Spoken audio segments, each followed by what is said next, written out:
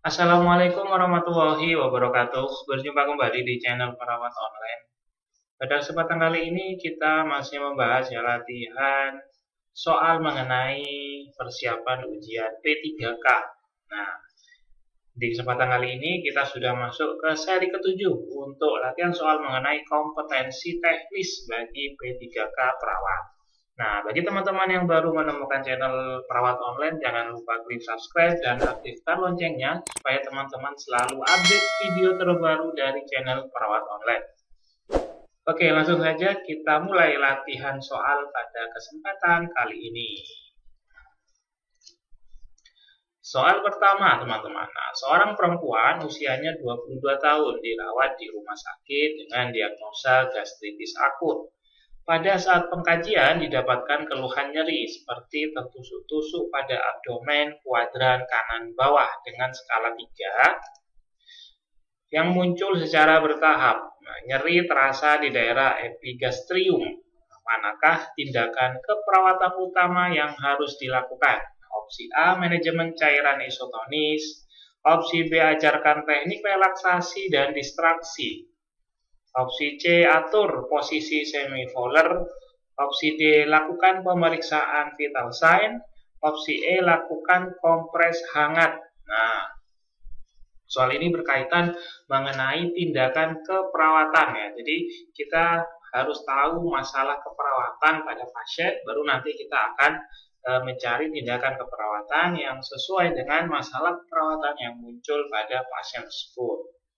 Oke, langsung saja kita analisis kasusnya ya. Kita cari kata kuncinya. Nah, di sini didapatkan data ya. Dari kasus kita bisa menemukan data. Ternyata si perempuan ini keluhannya adalah nyeri ya. Nyerinya tertusuk-tusuk. Nah, kita lihat skalanya berapa? Oh, skalanya ternyata 3. Nah, skalanya 3, tempatnya di area epigastrium. Nah, berarti masih skala 3 antara termasuk dalam lingkup nyeri yang sedang. Nanti kita angkat masalahnya adalah terkait nyeri akut. Nah, baru kita nanti cari tindakan yang dapat menyelesaikan masalah nyeri akut. Nah, kira-kira mana jawaban yang tepat? Oke ya, sudah pasti jawaban yang tepat adalah yang opsi B ya, karena berhubungan dengan nyeri akut, maka implementasi atau intervensi keperawatan yang kita lakukan adalah ajarkan teknik relaksasi dan distraksi. Oke.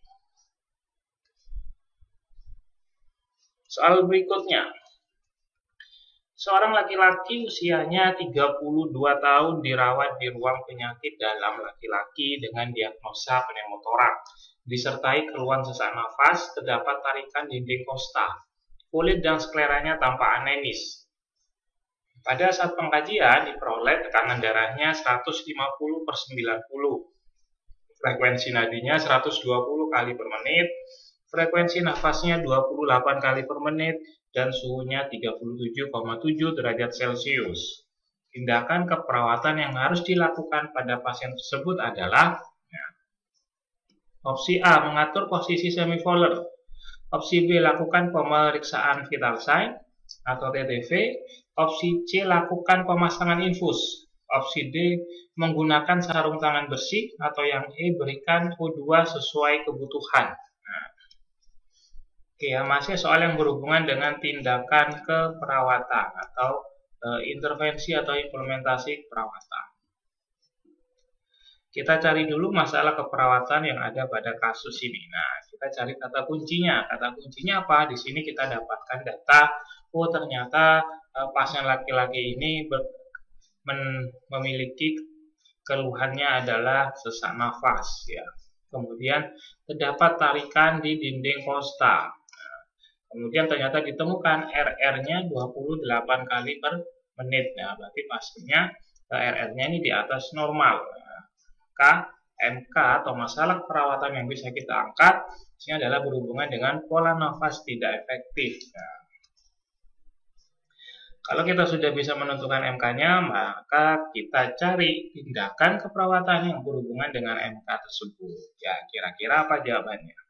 Oke ya, saya rasa sepakat semua, maka jawaban yang tepat adalah yang opsi E. Berhubungan dengan tindakan oksigenasi, yaitu berikan O2 sesuai kebutuhan pasien. Oke.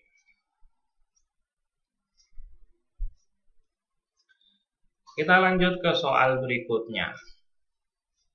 Seorang laki-laki usianya 55 tahun dirawat di ruang penyakit dalam dengan diagnosa medis diabetes mellitus. Saat pengkajian ternyata didapatkan adanya luka foot ulcer grade 2 dengan keadaan yang basah. Pada saat pengkajian didapatkan tekanan darah 140/90, nadinya 105 kali per menit, frekuensi nafasnya 25 kali per menit, dan kesadarannya adalah kompos mentis ya, berarti GCS-nya 456.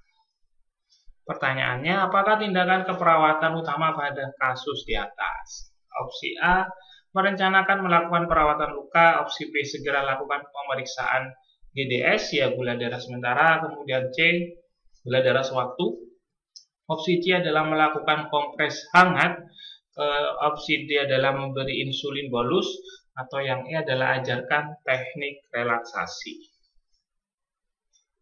Oke ya, sama seperti pertanyaan sebelumnya ya, soal sebelumnya, soal ini juga menanyakan mengenai tindakan keperawatan, intervensi atau implementasi keperawatan.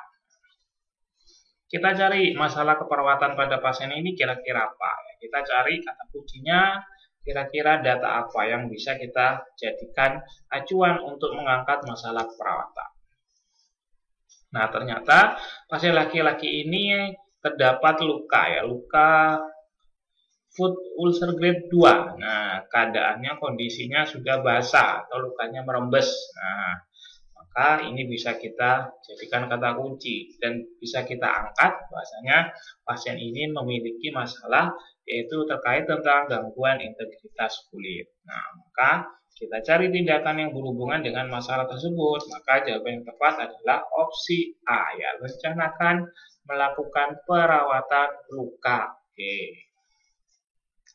Oke, sebelum kita lanjut ke soal berikutnya, sekali lagi teman-teman yang baru menemukan channel Perawat Online, jangan lupa klik subscribe dan aktifkan loncengnya supaya teman-teman selalu update video terbaru dari channel Perawat Online ya, karena di channel ini akan banyak latihan-latihan soal yang berhubungan dengan P3K formasi perawat. Oke, lanjut soal berikutnya. Seorang laki-laki di sini usianya 37 tahun, baru saja didiagnosis menderita diabetes mellitus.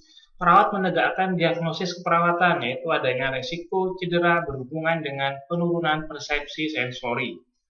Apakah edukasi atau penyuluhan yang tepat untuk pasien tersebut? Opsi A, cuci kaki dan periksa kaki Anda setiap hari. Opsi B, gunakan alas kaki yang tertutup di dalam dan luar rumah. Opsi C, jangan memberi lotion pada sela jari kaki. Opsi D, gunakan kaos kaki yang lembut dan berbahan kaos.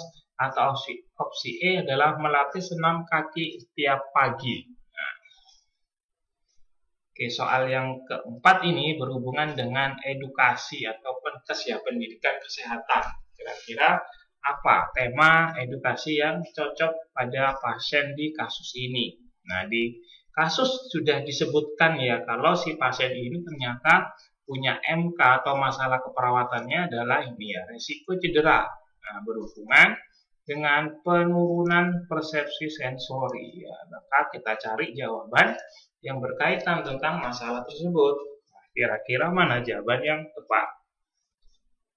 Jawaban yang tepat adalah yang opsi B ya, karena berhubungan dengan resiko cedera, maka kita cari jawaban opsi A, B, C, D, E yang berkaitan tentang masalah keperawatan tersebut. Maka jawaban yang tepat adalah opsi B ya, gunakan alas kaki yang tertutup di dalam dan luar rumah untuk mencegah terjadinya luka. Nah, karena pada pasien-pasien dengan DM itu kemungkinan besar bisa mengalami neuropati ya. Soal berikutnya. Seorang perempuan usianya 20 tahun mengeluh pusing kepala berat dalam 3 hari terakhir, disertai keluhan lemas dan lekas lelah. Saat dikaji, tampak wajah lesu dan cenderung pusat. Klien bercerita sebulan terakhir ia sangat membatasi asupan makanan untuk mengurangi berat badan. Apakah pemeriksaan penunjang yang sebaiknya dilakukan untuk memastikan kondisi klien? Opsi A, platelet, opsi B, albumin, opsi C, hematokrit, opsi D, hemoglobin, atau yang opsi E, laju endap darah. Oke, ini pertanyaannya mengenai pemeriksaan penunjang apa yang cocok bagi pasien dengan keluhan sesuai yang ada di kasus ya. Berarti kita cari dulu kata kuncinya, berarti terkait masalah atau keluhan pasien itu apa. Nah, di sini kan kita bisa dapatkan data kalau si perempuan ini ternyata mengeluh pusing. Nah, ini ya, pusing kepala berat dalam 3 hari terakhir. Nah, kemudian wajahnya lesu dan cenderung pucat. Kemudian klien juga bercerita kalau ternyata si pasien ini membatasi asupan makanan untuk mengurangi berat badan ya. Berarti pasiennya dalam program diet. Nah, sampai akhirnya kepalanya pusing, kemudian cepat lemah, cepat lelah, wajahnya lesu dan cenderung pucat. Nah, dari kata kunci tadi, maka bisa kita ambil kesimpulan. Nah, kira-kira pasien ini sepertinya mengalami apa? Mengalami penurunan dari kadar HB.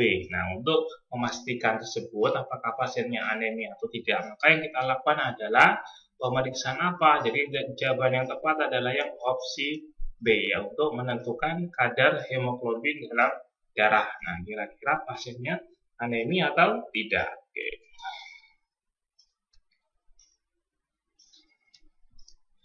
Oke, lanjut. Ini ada info bagi teman-teman yang sedang mempersiapkan untuk ujian P3K perawat di periode ini. Nah, dari Sakti Institute ini ada 3 pilihan kelas online ya. Jadi ada kelas online yang dibuka, ada kelas mandiri, ada kelas ekspres, ada kelas privat. Nah, seperti apa detailnya? Teman-teman langsung saja klik link yang ada di deskripsi video ini ya. Kuotanya terbatas, maka teman-teman langsung saja segera cek link yang ada di deskripsi video ini ya. Ikuti jejak dari alumni kami dan teman-teman supaya menjadi ASN di periode ini. Terima kasih. Cukup sekian untuk video pembelajaran pada kesempatan kali ini. Semoga bermanfaat. Wassalamualaikum warahmatullahi wabarakatuh.